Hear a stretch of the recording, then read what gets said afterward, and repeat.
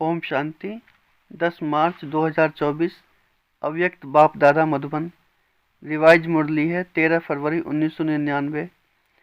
शिव अवतरण और इकोनॉमी के अवतार। आज त्रिमूर्ति शिव बाप अपने अति प्यारे मीठे मीठे शालिग्राम बच्चों से मिलने आए हैं। आज के दिन शिव और शालिग्रामों का विशेष दिवस है, तो बाप को बच्चों से मिलकर खुशी हो रही है कि बच्चों का बर्थडे बाप मनाने आए हैं। और बच्चे कहते हैं कि हम बाप का बर्थडे मनाने आए हैं। बाप को भी खुशी है, बच्चों को भी खुशी है। क्यों?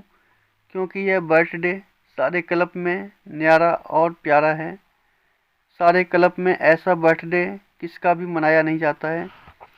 बाप और बच्चों का साथ में एक ही समय पर बर्थडे हो, यह और किसी भी समय वह किसी का भी होता ही नहीं है। तो पहले बाप दादा बच्चों को पदम पदम पदम गुना मुबारक दे रहे हैं। बच्चों की मुबारक तो अमृत वेले से बहुत बहुत दिल की मुबारक बाप दादा के पास पहुंची गई है। बाप दादा इतने सब बच्चों को शालिग्रामों को देख यही खुशी के गीत दिल में गाते हैं कि वह सिकिलधे बच्चे, वह लाडले बच्चे, वह अलौकिक जन्म, अलौकिक बर्थडे मनाने वाले, वाह। तो बाप दादा हर बच्चे के लिए वाह वाह का गीत गा रहे हैं, क्योंकि इतनी सारी विश्व की आत्माओं में से कितने थोड़े से आप बच्चे ऐसे पद्मा पदम भाग्यवान बने हो और आगे भी भाग्यवान रहेंगे। अगर भाग्यवान आधा कल्प रहेंगे, एक जन्म का वरदान नहीं है, अनेक जन्म अमर वरदानी बन गए।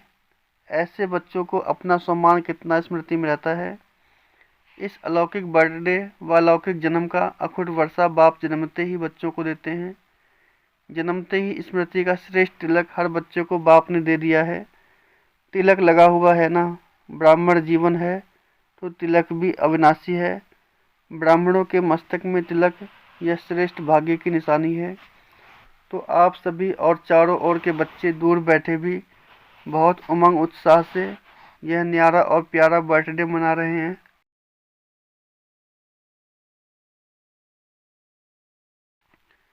मना रहे हैं ना, सभी खुश हो रहे हैं कि बाप हमारा बर्थडे मना रहे हैं और हम बाप का मना रहे हैं। कितनी खुशी है। खुशी को माप सकते हैं? माप है? इस दुनिया में इस अलौकिक खुशी का कोई माप करने का साधन निकला ही नहीं है। अगर आपको कहें कि सागर जितनी खुशी है तो क्या कहेंगे कि सागर तो कुछ भी नहीं है। अगर आकाश जितनी है तो आकाश से भी ऊंचे आपका घर है। आपका सूक्ष्म वतन है, इसलिए कोई माप तोल निकला ही नहीं है, ना निकल सकता है। इतनी खुशी है तो एक हाथ की ताली बजाओ। सभी ने ताली बजाई। खुशी है इसमें तो सभी ने हाथ उठाया। मुबारक हो। अभी दूसरा प्रश्न है, समझ गए हैं तो हंस रहे हैं।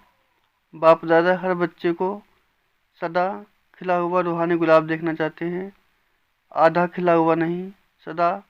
और फूल, खिला हुआ फूल कितना प्यारा लगता है, देखने में ही मज़ा आता है। और थोड़ा भी मुरझा जाता है तो क्या करते हैं, किनारा कर लेते हैं।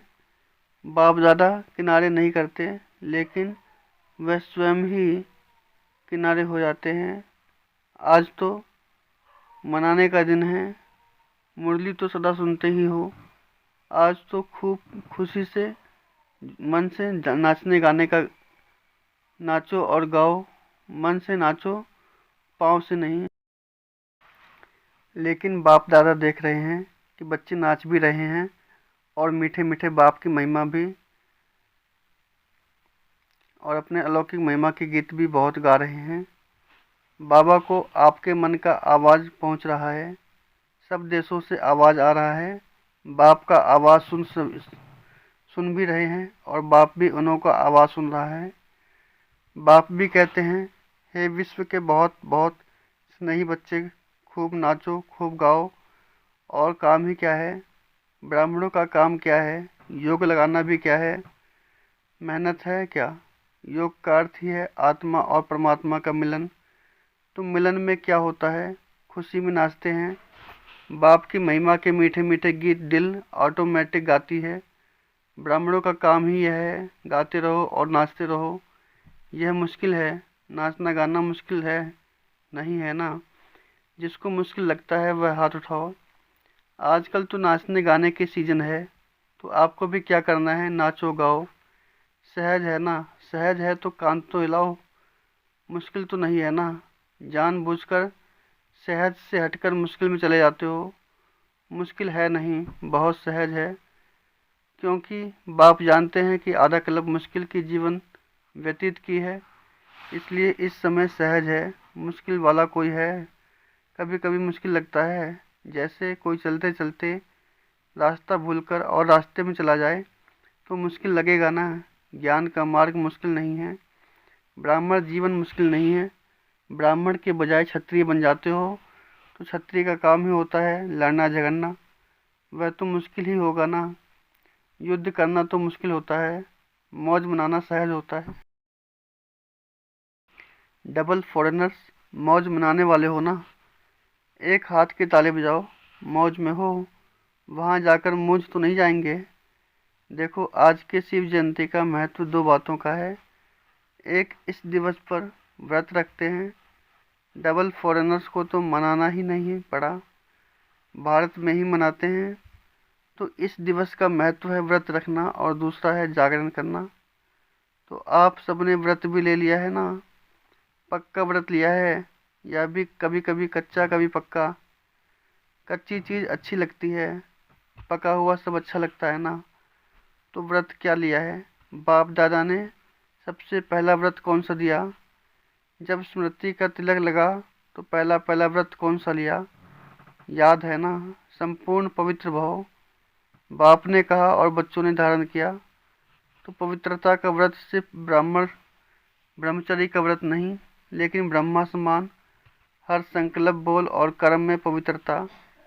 इसको कहा जाता है ब्रह्मचारी और ब्रह्मचारी। हर बोल में पवित्रता का वाइब्रेशन समाया हुआ हो, हर संकल्प में पवित्रता का महत्व हो, हर कर्म में कर्म और योग अर्थात कर्मयोगी का अनुभव हो। इसको कहा जाता है ब्रह्मचारी। ब्रह्मा बाप को देखा, हर बोल महावाक्य साधारण वाक्य नहीं, क्योंकि आपका जन्म ही साधारण नहीं अलौकिक है। अलौकिकता का अर्थ ही है पवित्रता। तो रोज रात को अपना टीचर बनकर चेक करो, और अपने को परसेंटेज के प्रमाण अपने आप को ही मार्क्स दो। बनना 100% है, लेकिन हर रोज अपने आप को देखो, दूसरे को नहीं देखना। बाप दादा ने देखा है कि अपने बजाय दूसरों को देखने लग जाते हैं, वह सहज होता है। तो अपने को देखो कि आज के दिन संकल्प बोल और कर्म में कितनी % है। आप लोगों ने इस वर्ष चारों ओर क्या संदेश दिया है? परिवर्तन सभी फंक्शन में सुनाया है, जहाँ तहाँ भाषण किया है। तो परिवर्तन के टॉपिक पर बहुत अच्छे अच्छे भाषण किए हैं। तो इस वर्ष चारों ओर सेवा में औरों को भी परिवर्तन का लक्ष्य बहुत अच्छे धूमधाम से दिया है। बाप दादा खुश हैं। तो आप अपने लिए भी यह चेक करो कि हर रोज़ हर दिन क्या % में परिवर्तन हुआ। परिवर्तन चढ़ती कला को, गिरती कला का नहीं। बाप दादा भी हर एक बच्चे का चार्ट देखते हैं। आप सोचेंगे सभी बच्चों को देखते हैं या कोई विशेष को देखते हैं? बाप दादा सभी बच्चों का चार्ट कभी कभी देखते हैं, रोज़ नहीं देखते, लेकिन कभी कभी देखते हैं। चाहे वह लास्ट है चाहे फास्ट है, सभी हंस रहे हैं तो बाप दादा ही सुना देवे कि क्या चार्ट है। आज का दिन मनाने का है ना, इसलिए नहीं सुनाते हैं, लेकिन आगे के लिए इशारा दे रहे हैं कि आज के दिन का जो महत्व है व्रत लेना, अर्थात दृढ़ संकल्प लेना। व्रत को कभी सच्चे भगत तोड़ते नहीं हैं। तो बाप दादा बच्चों को फिर से आगे के लिए इशारा दे रहे हैं कि अभी पहला फाउंडेशन संकल्प शक्ति कभी कभी वेस्ट जाता और नेगेटिव वेस्ट से थोड़ा कम है। इस संकल्प शक्ति का उपयोग जितना स्व प्राप्ति व विश्व के प्रति करना है उतना और बढ़ाओ, क्योंकि संकल्प के आधार पर बोल और कर्म होता है। तो संकल्प शक्ति का परिवर्तन करो, जो वेस्ट और नेगेटिव जाता है उसे परिवर्तन कर विश्व कल्याण के प्रति कार्य में लगाओ। बाप दादा संकल्प के खजाने को सर्वश्रेष्ठ मानते हैं, इसलिए इस संकल्प के खजाने प्रति इकोनॉमी के अवतार बनो। आज के दिन को अवतरण का दिन कहा जाता है, तो बाप दादा की सभी बच्चों प्रति यही शुभ आशा है कि आज के दिन शिव अवतरण के साथ आप सभी इकोनॉमी के अवतार बनो। संकल्प में इकोनॉमी की अर्थात वेस्ट से बचाया तो और सभी खजाने ऑटोमेटिक बच जाएंगे। तो 99 में क्या होगा, 99 चालू हो गया। पहले सोच रहे थे 99 में क्या होगा, कुछ हुआ क्या, फरवरी तो आ गई। अगर होगा भी तो आपको क्या, आपको कोई नुकसान है, भय है?